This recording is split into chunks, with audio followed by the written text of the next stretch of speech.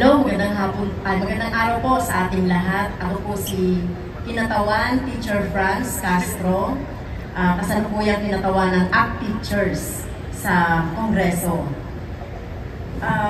Well, alam niyo po, pangarap po ng nanay at tatay ko na magkaroon kami ng edukasyon. Kaya sinikap po ng aking nanay at tatay na kami ay mapagtapos sa pag-aaral. At pangarap ko rin talaga na maging teacher.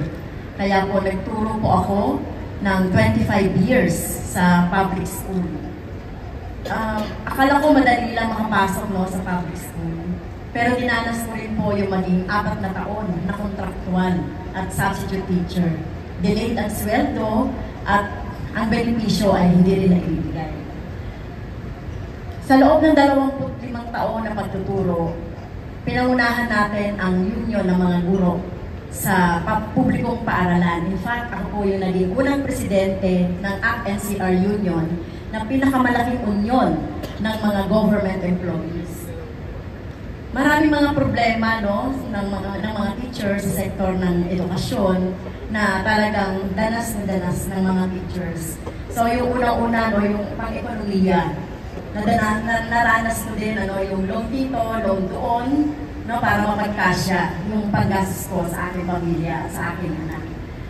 Dahil sa kalitan ng sweldo, ang mga teachers ay napipilitan din na magkaroon ng iba't iba pang mga trabaho bukod sa pagtuturo. At naranasan ko po yun.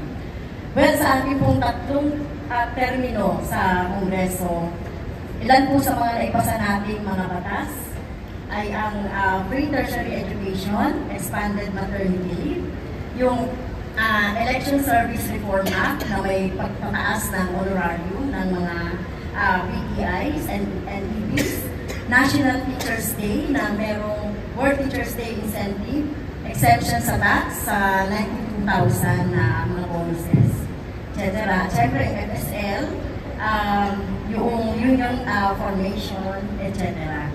Okay? Q&A po, may tanong po ba sa Miguel?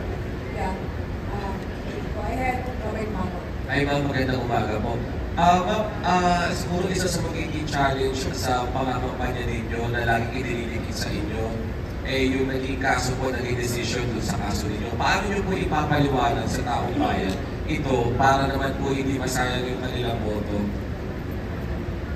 Well, yung pong nangyari doon sa Palaikot na kung saan ay kasama ko sa tour na dinimanda ng other forms of child abuse. So ito po ay gawa-gawang kaso na ipinataw sa amin.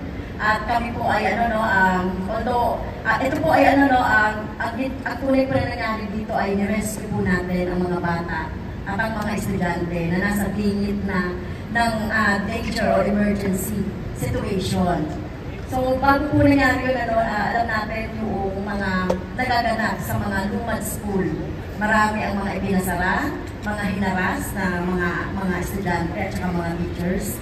At noong panahon po na yun ay nagkaroon po na tumawag po ng rescue yung mga teachers. So, as a government official, di ba? As a member of the House of Representatives, meron akong otoridad, di ba, para gawin yung nararapat doon sa ganong sitwasyon. Ang kaso po ay nakaapila sa Court of Appeals at hanggang hindi po ito nagkakaroon ng finality hanggang sa Supreme Court, ay malaya po kung magawa yung aking natungkulan sa ating taong bayan bilang representative ng ACT Teachers Party List sa Congress. Second question na po and last. Ngayon po ay World Teachers Day celebration bilang pinatawag po ng mga guro. Ano po yung pinakamagandang legasiya na iiwan ng isang Franz Castro sa mga guro natin? May libre ba kayong palansya sa kanila ng musik? Well, binabati ko pala ang ating mga guro sa bukas po yung World Teachers Day. So, pagbati po sa inyong lahat. Ano ba yung iwan ng isang Franz Castro sa Kongreso? So, syempre, ang una po nating, nakilala po tayo doon sa paglaban sa mga pusit. No? Ayaw natin ng pusit. No, kaya ang gusto natin talaga ay kung ako'y papalarin, magaan tayo no, ng mga amyenda kaugnay doon sa pagkakaroon ng accountability, transparency ng opisyal ng gobyerno, lalo-lalo na po sa usapin ng budget, sa usapin ng pera ng mga mamamayan, na dapat ito ay pinag-iingatan ng mga opisyal o empleyado ng ating gobyerno. So, pahigpitin po natin yung mga batas na patungkol doon sa graft and corruption at accountability ng isang government official. Kaya bawal po ang pusit kapag ako po ay naging senador.